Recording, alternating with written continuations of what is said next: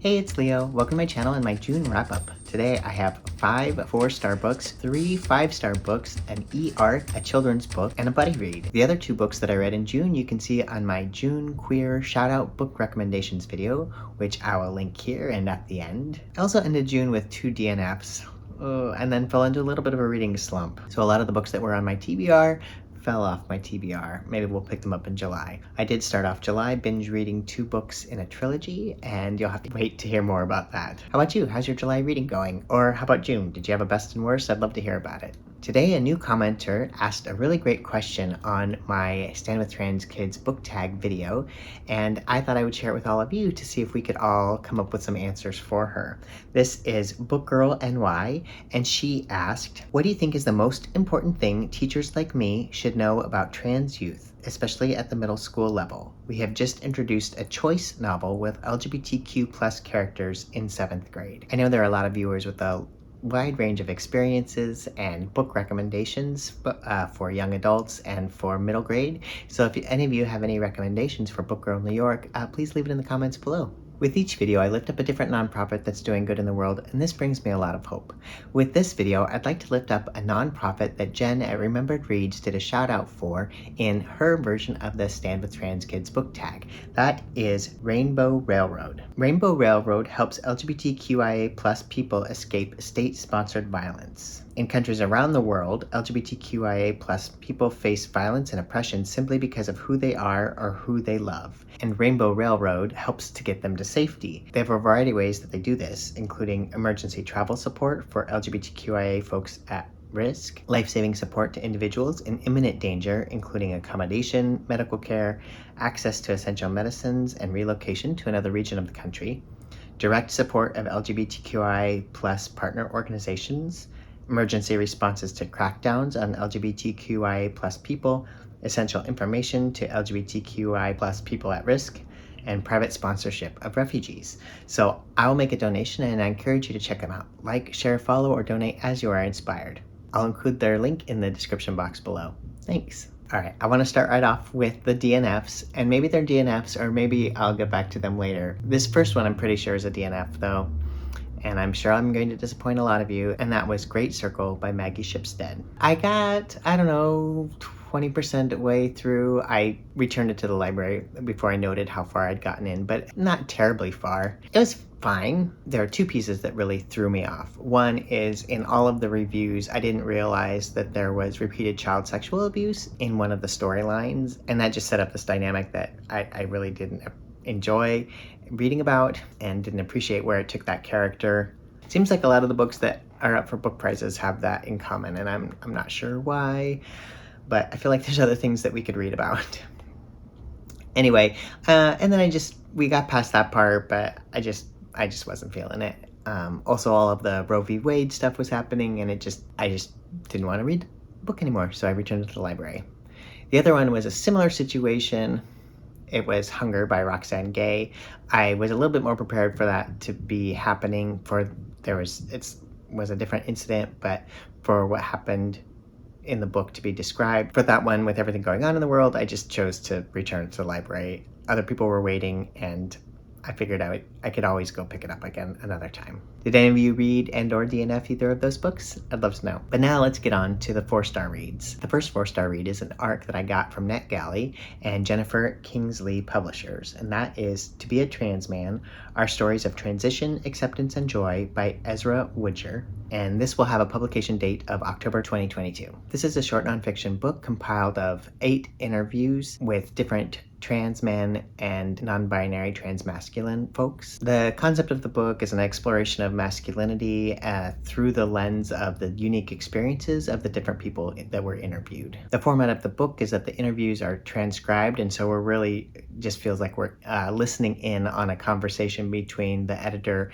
and the interviewee as they talk about a variety of subjects related to transness and masculinity. Most of the interview subjects were in their mid-20s, early 30s, and were in the public eye in some way. I'm glad this book exists, and any book on trans life obviously can't describe everything. And so as a mid-40s trans guy who's pretty binary in my understanding of my masculinity, I didn't find myself represented in the book, which was fine. I think it was one of those situations where I took into it expectations that then weren't met, and so that was a little bit of a disappointment for me. Obviously, that wouldn't be the case for many of you. I don't think that it's necessarily a great first book for cis folks who are seeking to learn about the trans experience. It seemed like there were a lot of concepts and terms that were discussed in the conversations but weren't necessarily defined or explored further. Maybe it will prompt you to do further research on those terms, but I just wanted to note that. Masculinity is a huge topic, whether one is trans or cis, and especially probably a hot button topic in these anti-trans virulent times that we're living in. And so I appreciate that Ezra Widger put the time in to interview these folks and share their stories with us, and I'm glad this book exists. The next book I read was The 30 Names of Night by Zane Jukadar. I also gave this one 4 stars. This is a beautiful dual timeline book about transness and queerness that is principally set in New York City in the Manhattan neighborhood known as Little Syria. It folds in the experiences of Syrian immigrants and family and love and secrets, ghosts and crushes, and ornithology. The book also covered topics such as gentrification and the loss of neighborhoods and cultural identity, as well as racism, Islamophobia, xenophobia, and the loss of bird species. Zane Jukadar in this book had the same beautiful writing that completely drew me in to his first book, The Map of Salt and Stars, which I reviewed on another video that I'll tag here somewhere. I didn't find that 30 Names of Night had the same drive to pull me through the story as The Map of Salt and Stars, but the Map of Salt and Stars was about a refugee family fleeing for safety, so the dynamic and the stakes and the pacing were different. I found the story arcs and the characterizations and the descriptions very beautiful. The adventures were interesting and the ending was satisfying. The principal story arc is about a young Syrian American trans guy who is closeted. He is a painter, but he's unable to paint anything to show in public other than these secret murals that he's been painting in the Little Syria neighborhood. He's wrestling with a health issue and grieving the death of his mother from a fire 5 years previously, and she visits him nightly in the form of a ghost. His grandmother, who he lives with and takes care of, also is facing health challenges, and they have financial difficulties as well. So all of this is weighing on him. He finds this journal of this Syrian American painter, Layla Z, and her journal comprises the second story arc of the book. And it ties in really beautifully with the principal protagonists. This book is really just a rich exploration of culture and identity, as I mentioned before, and really dives into so many themes in these dual timelines. I recommend that you check it out, and I gave it 4 stars. The next book I read was a buddy read with Rachel at Rachel's Reading Nook. Definitely recommend that you check out her channel. That is How to Order the Universe by Maria Jose Ferrara with Elizabeth Breyer as the translator. This is a novella set in Pinochet-era Chile, and our protagonist is a child narrator. The characters in this book only are referred to by the first initial of their name, or maybe that is their name. So our protagonist, M, shares with us the experiences that she has growing up with her father.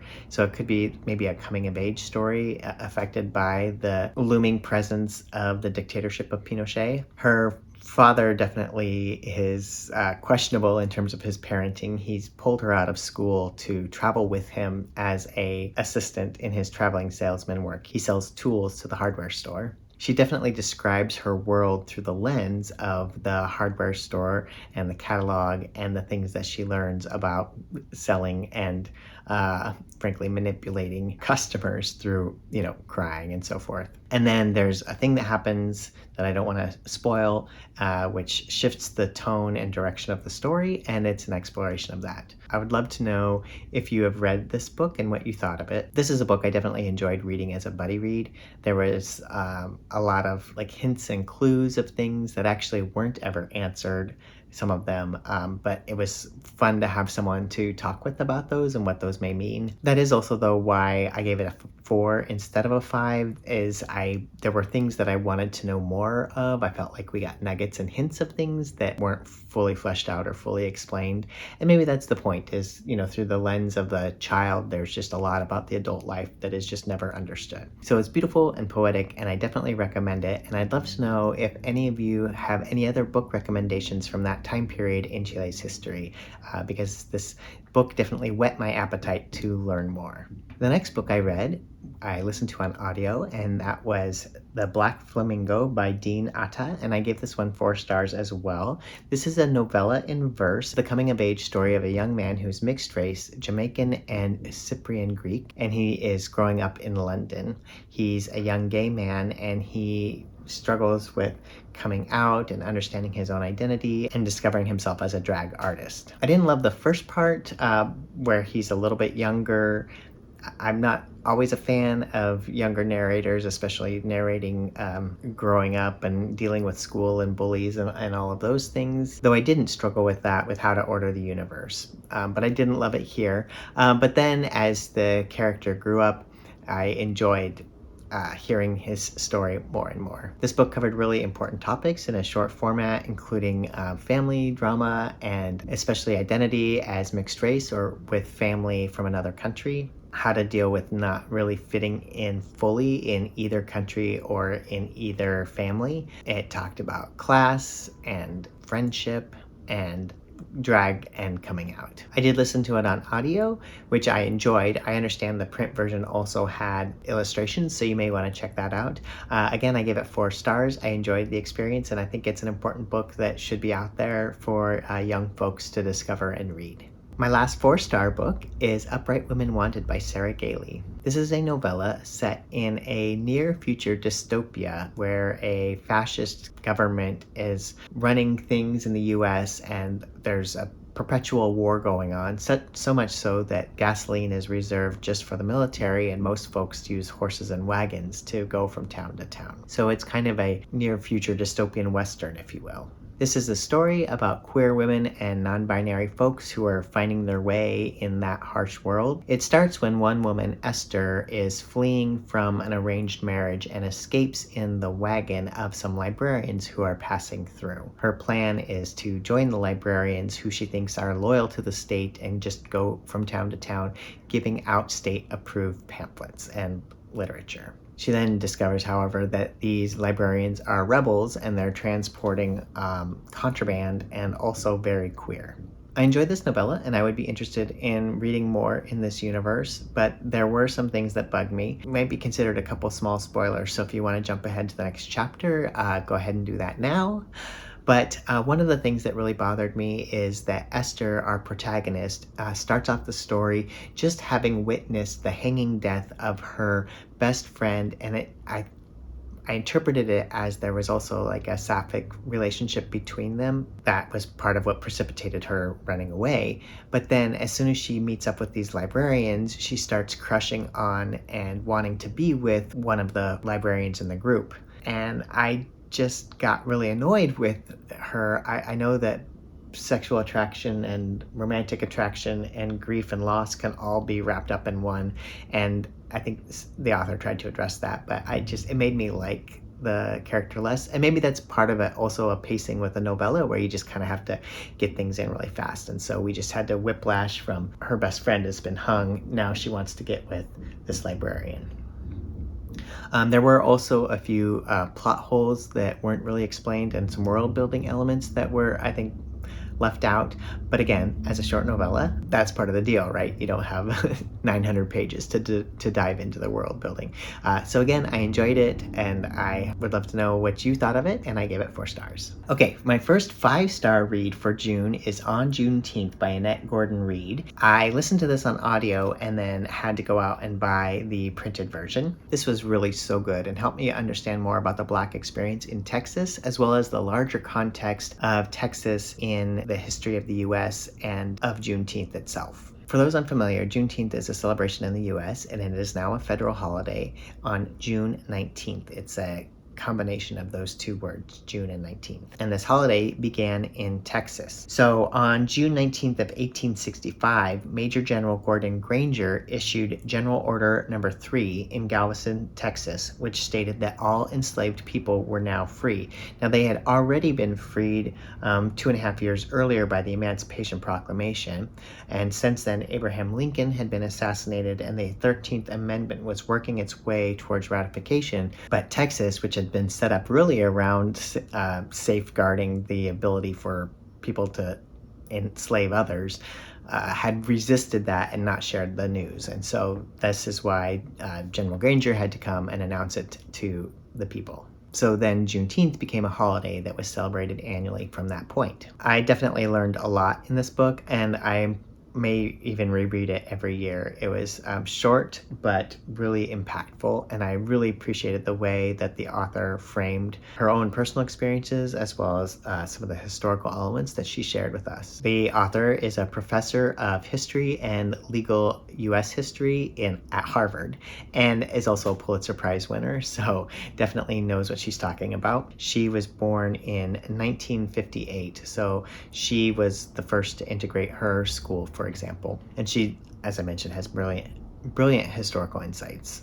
For example, she has this analysis of how Black people were depicted to speak with improper dialects, and that was a way to demean them. She describes it as stealing their voice and their personhood. She provides examples of eloquent and/or multilingual Black folks and historians and journalists who then change that into that stereotypical Black dialect. For example, Sojourner Truth, who may have even spoken Dutch as her first language and then English with a New York accent, because that's where she was from, was depicted in her famous speech, Ain't I a Woman, as speaking in a traditional stereotypical Southern dialect. So Annette Gordon Reed explores how this causes an erasure of the humanity of the people that this was done to. She also provides other examples as well. Gordon Reed looks at the history of Texas, set up explicitly to be a haven for people who were wanting to continue to keep people enslaved even as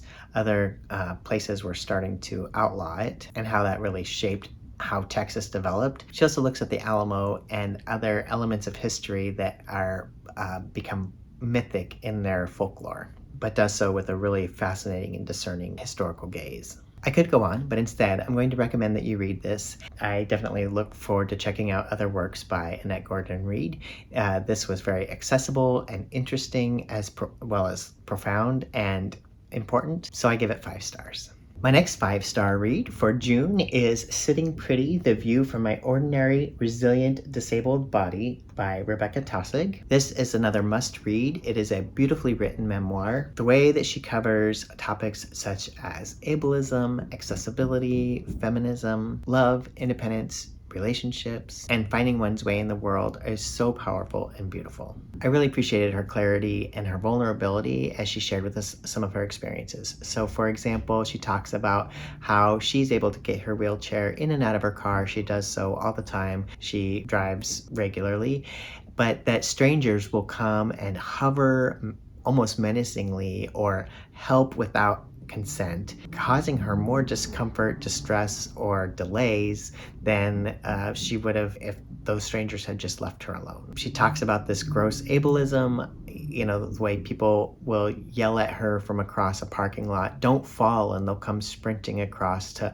offer unneeded help, again, without consent. Kind of reviewing, like, why do we view her as helpless when she is able to, for the most part, handle what she needs to when she's getting in and out of her wheelchair, etc. She then shares experiences of where then she did need help and how she has to wrestle with that balance. She shared about how frustrating people can be when they open the door for her and then she reciprocates by opening the door for them, and then they grumble about how she's trying to put on airs or something. Really thoughtful and thought-provoking. She also dives into the ways that we assume universal experiences and how that can actually exclude and limit the conversation. She shares the story about how, with the movement recognizing that sexual harassment and sexual assault are way too prevalent, that the hashtag all women really lifted up that there are many, many folks who experience sexual assault and sexual harassment, and described sitting at a party where people talked about how all women have experienced that, and she didn't say anything at the party, but reflected on how, as a disabled person in a wheelchair in public, that our culture really erases the sexual desirability of disabled women, and so that the hashtag all women didn't feel like it was true for her because of how she was treated as a disabled person and what were the implications of that. Because that unfortunately doesn't preclude that then there's also, sexual harassment and assault of disabled women. She describes it way more eloquently than I do. Her insights are hugely valuable and I think definitely worth checking out. It helped me to see that non-disabled people, if they are not aware of the way they are leaving out disabled people in the conversation, then can miss a whole portion of what is going on in whatever the topic or situation or needs are that are being addressed. And so we need to listen to the voices of disabled people and hear their stories as well. She also explores experiences with charities that are helping disabled people, but how sometimes the framing around that is really uncomfortable and inappropriate in terms of always keeping the disabled people in the role of victim, other, or helpless, and that non-disabled people are the benevolent helpers and the problematic dynamics that are there. Anyway, she says all of this way better than I did, so I think you should just go out and buy this book and read it and share it with your friends, and I gave it 5 stars. The last book that I want to talk about is a 5-star book as well. That is God's Holy Darkness. This is a book rooted in the Bible, so if that makes you uncomfortable, go ahead and skip to the next chapter. But I found this to be such an incredible and important book in our culture and in our churches, that we often set up this dichotomy of white is pure and black is evil in how we talk about things, and even liturgically how we talk about Advent, how often people are in white robes because that presents purity, etc. And so that can really set up ways we kind of overgeneralize white and black as good and bad in ways that are racist and harmful as well. And so this book is a children's book that is just so beautifully done that helps reframe that and really looks at, and it says on the back here, celebrate the beauty of God's holy darkness. This basically says, let us name the beauty and goodness and holiness of darkness and blackness and night.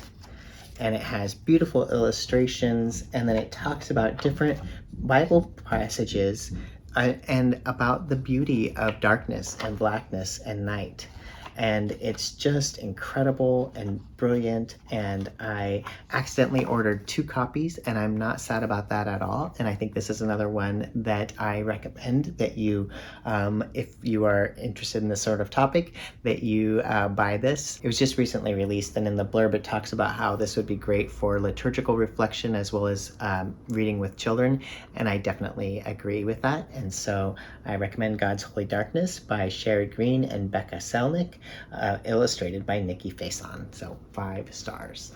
That's it. Thank you so much for watching. Next up, I'm going to be doing some tag videos and the booktube spin, and hopefully reading more great books and completely breaking out of my reading slump. You can check out my June Shoutout Queer book recommendation, my May wrap-up, and the playlist of the Stand With Trans Kids book tag, including a channel that is new to me, Real Life Kaz Brecker. Laura mostly talks about books, but sometimes disability as well. I look forward to continuing the conversation in the comments below, and I'm sending you wishes for hope, love, courage, and joy.